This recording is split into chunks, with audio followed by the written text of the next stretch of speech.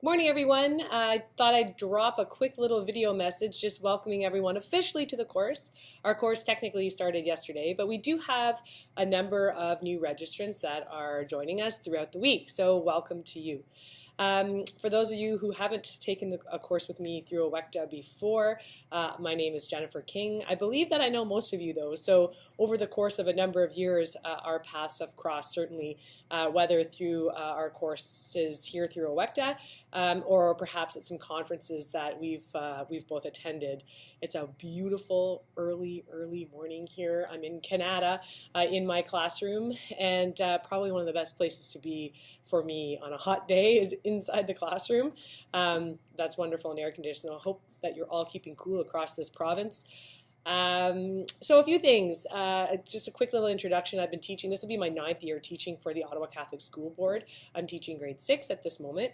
Grade 6 and grade 3 seem to be the years I teach the most, but on the side, and probably another, certainly maybe not the most rewarding, but definitely a rewarding nonetheless, a position that I do have is working with teachers like you, teaching these AQ courses. So I have to say that some of the best learning I've had has been when I'm facilitating a course just like this, and I'm certain that this course will be exactly the same. I'm looking forward to it. Just a few notes in terms of this course. For those of you who have taken Part 1 and Part 2, Part 1 and Part 2 were revised by me. This Part 3 Specialist course, this is the first time it's been running. It's a complete overhaul, completely rewritten by me. So I would really appreciate any kind of feedback that you might have in terms of pieces that you feel are missing, pieces you feel should definitely stay. You know, we're always open to that kind of feedback. I think being part of that feedback loop as a teacher is not something that we're always familiar with, nor necessarily comfortable with, but I think it's important. So please do send off any kinds of ideas or hints or things that you feel are missing, and we'll certainly adjust along the way. That being said, this course is relatively flexible in terms of our learning. What I'd love to see happen is more teacher voice and teacher choice. So as you're going throughout the course, if you're feeling that there's a particular topic that you'd like to focus on, by all means let me know, and we'll certainly ensure that that those needs that you have and those interests that you have can be met. I think it's really important. We live in a really busy time right now where PD is not always something that we necessarily are looking for, but we're given or expected to have. The fact that you're here taking this AQ with the rest of our colleagues and myself speaks volumes to who you are as a teacher and certainly who you are as a learner. So I thank you for that. That being said, though, this is your course, this is your time, so I would love for you to be able to contribute as much as you can in terms of the direction of this journey that we'll be taking together. Obviously, for those of you who have gone through the course material, you're going to notice there's an awful lot of research happening, pieces on your part. So there will be some heavy reading for you to complete, but again, I'm hoping that you'll find documents that are helpful for us as educators, but also documents that will be helpful for you as you steer your path along this learning journey of yours.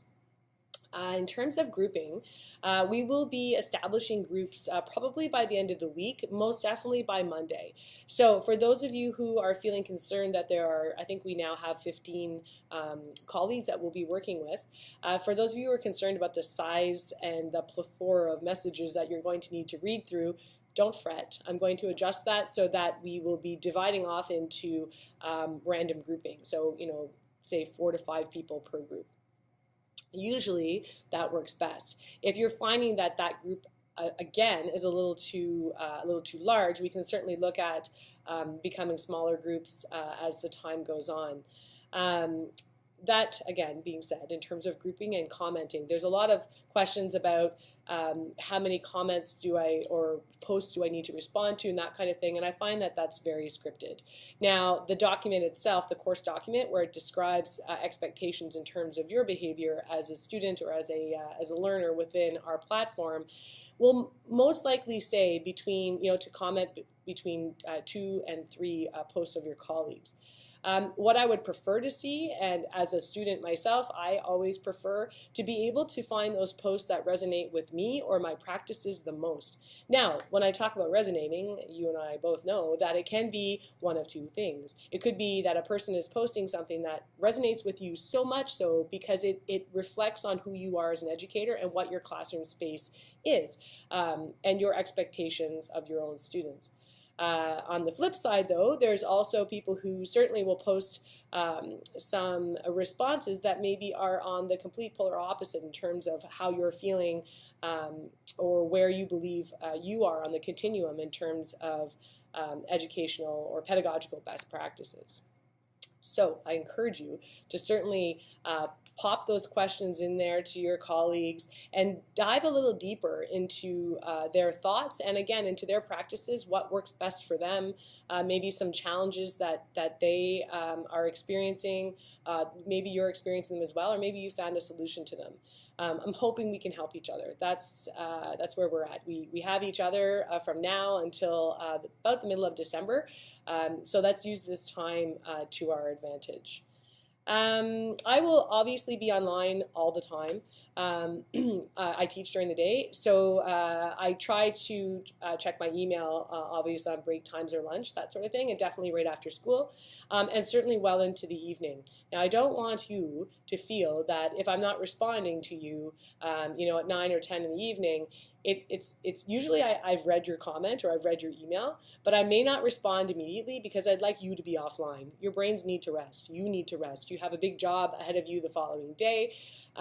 So I'm certainly not unfamiliar with multitasking, and I'm certainly not unfamiliar with how often we stretch ourselves thin as educators. Do the best you can. If you're finding that you're falling behind in the material, a simple email will do.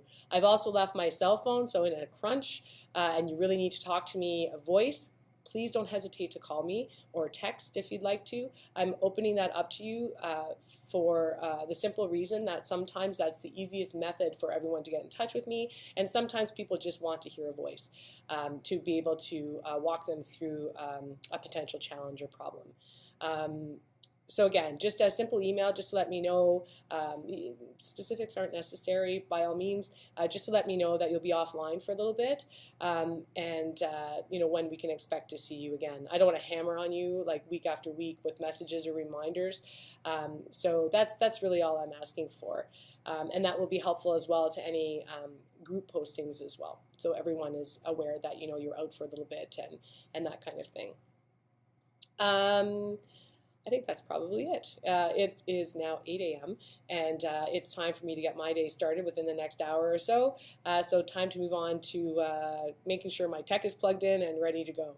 Again, please reach out if anything is cropping up for you, challenges, that sort of thing. Check in on the calendar, which is on the splash page or the opening page of our D2L course platform to be able to see when particular assignments are due. Again, we've got lots of flexibility there, particularly with the discussion posts, so please feel free to jump back in, even if it's a month down the road, if something, you know, is still sort of you know, popping out at you, or maybe you've noticed that you have a solution to a particular challenge that cropped up in September and, you know, now we're into November, please go ahead and jump in.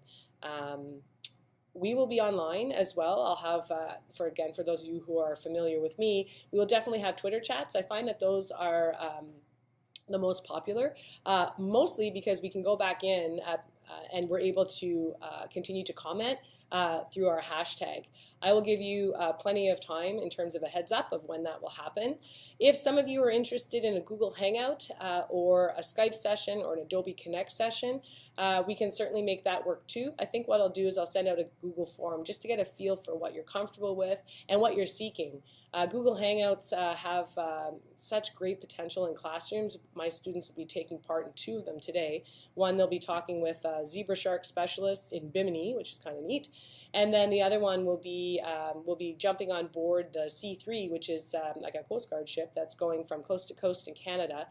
And we'll be speaking with a polar bear researcher this afternoon. So if you're curious about that particular program, I'll be posting some links and things for you to check it out with your students as well. And I think I've spoken enough. So again, welcome. Thanks for jumping on board. I'm so happy to see so many of you have, lasted so long. This course has taken a long time in terms of coming and being available. So thanks to all 15 or more of you for reaching this level. This is awesome, awesome stuff. Take care and have a great day. Bye-bye.